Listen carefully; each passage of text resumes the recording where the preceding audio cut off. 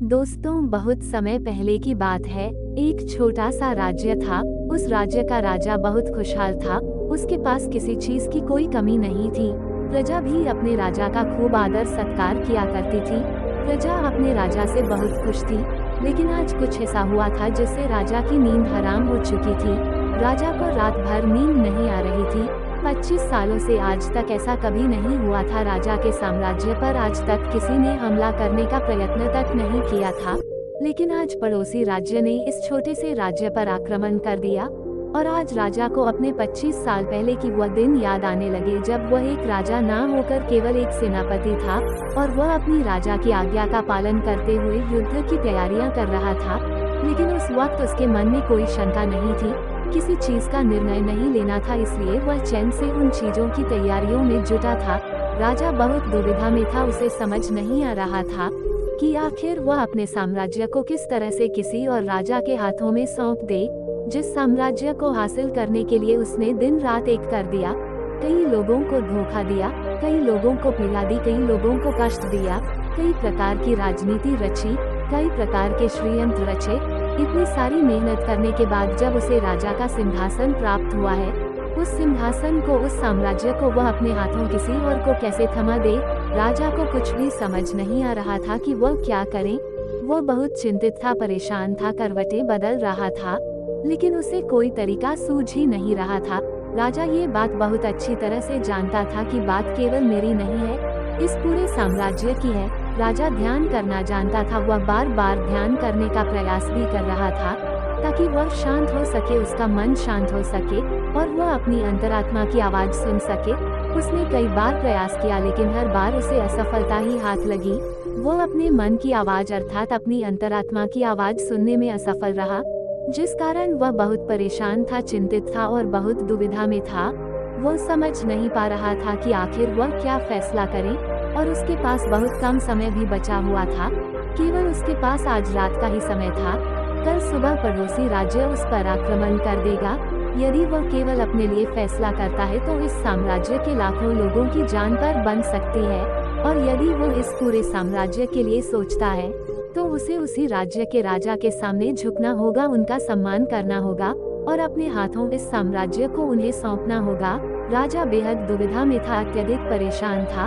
आखिरकार वह अपने महल की छत पर पहुंचा, जहां ठंडी ठंडी हवाएं बह रही थी। रात का समय था, चारों तरफ सन्नाटा था, खामोशी था। राजा ने छत पर पहुंचकर आसमान की तरफ देखा। आसमान में एक पक्षी निडर होकर उड़ रहा था, अपनी ही मस्ती में, अपने ही अंदाज में। उसे रोकने वाला कोई ना था।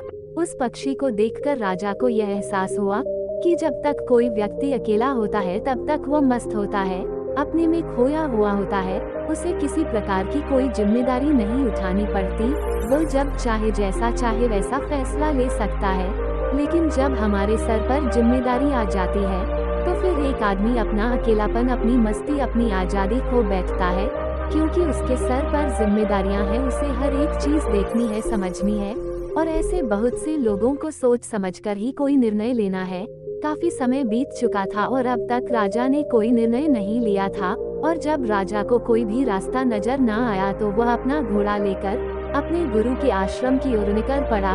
राजा के गुरु भी बहुत सख्त थे। उन्होंने पहले से ही राजा को यह चेतावनी दे रखी थी कि जब तक कोई ऐसी दुविधा ना पड़े, जब तक तुम्हारे पर ऐसी कोई बड़ी समस्या ना पड़े कि तुम्हें मेरी जरूरत पड़े, तब तक तुम यहाँ पर कभी मत आना।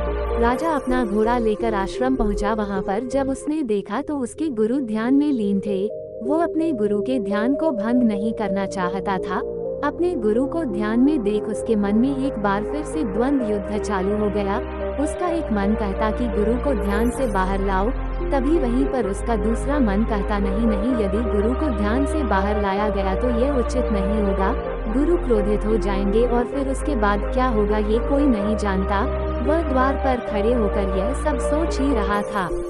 तभी आश्रम से आवाज आई, हे राजन, तुम दरवाजे पर खड़े होकर क्या कर रहे हो? भीतर आओ। राजा आश्रम के भीतर गया और उन गुरु को प्रणाम करके कहता है, गुरुदेव, आप तो मेरे मन की बातें भली भांति जानते हैं। आपको ये भी पता होगा कि आज मैं क्यों यहाँ पर आया हूँ और किस बात से मैं चिंतित हूँ। चिंता के कारण मुझे नींद नहीं आ रही। आप ही बताएं मैं क्या करूँ, मैं किस तरह से कोई एक निर्णय लूँ। मैं किस तरह से अपनी अंतरात्मा की आवाज सुनूं जिससे मैं निर्णय लेने में सफल होता हूँ, किस तरह से मैं एक सफल निर्णय लूं और किस तरह से मैं अपन साम्राज्य को बचा पाऊंगा।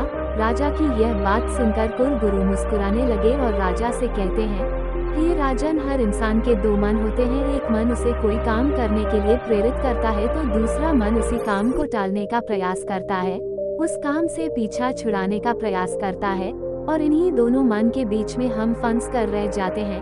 हम किसी एक तरफ निर्णय नहीं ले पाते, हम किसी एक दिशा की तरफ नहीं बढ़ पाते, और ऐसे समय पर हमारे मन में सवाल उत्पन्न होने लगते हैं कि जो फैसला हम लेने जा रहे हैं क्या वह सही है या फिर गलत। ऐसी स्थिति हमेशा आधी अधूरी हो जाती है और वो हमें अपने पूरे जीवन भर पछताने के लिए मजबूर कर देती है।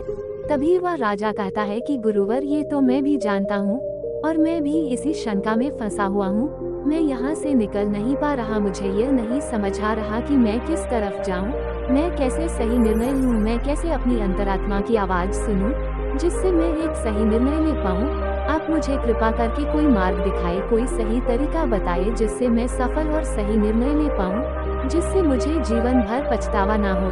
तभी गुरु उस राजा की बात सुनकर एक बार फिर मुस्कुराने लगे और राजा से कहते हैं, हे राजन, जीवन में कोई भी फैसला गलत या सही नहीं होता, ये तो हमारे मन की संरचना है, ये तो हमारे मन का माया जाल है। वास्तविकता तो यही है कि जो होना होता है वही होता है, हमारे और तुम्हारे करने से कुछ भी नहीं होने वाला, कुछ भी नहीं बदलेगा।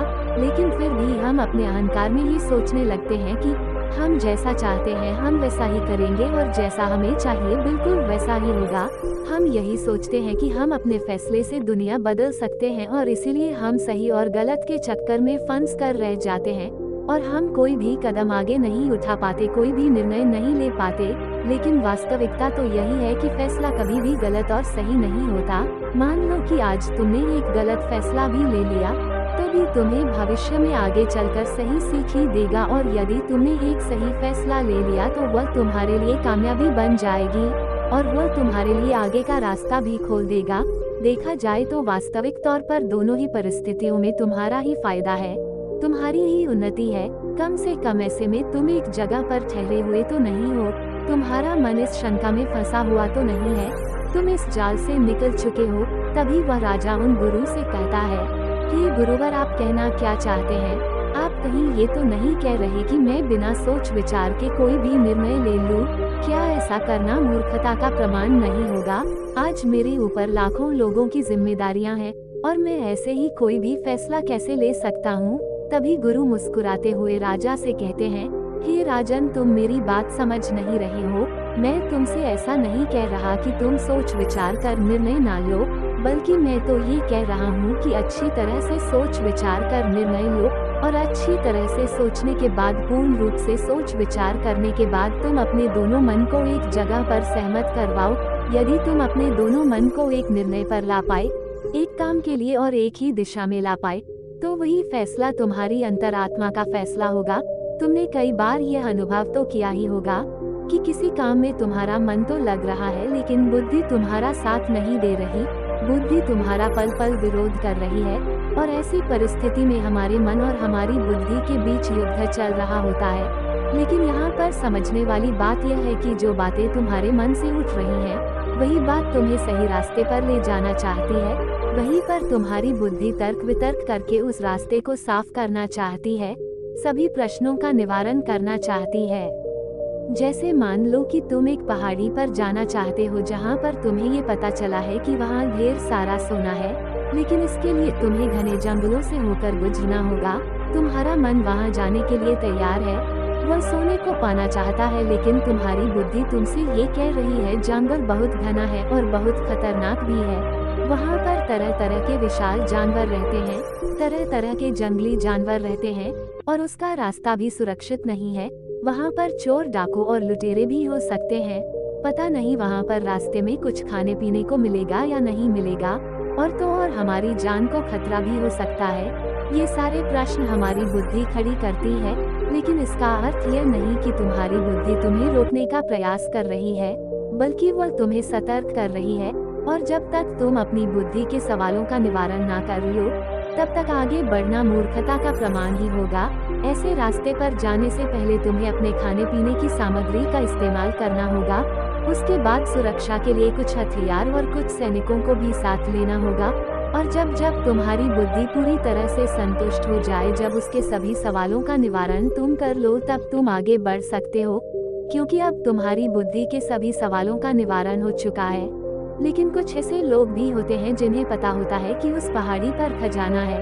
वो ये भी जानते हैं कि रास्ता बड़ा कठिन है, लेकिन वो अपनी यात्रा कभी शुरू ही नहीं करते हैं।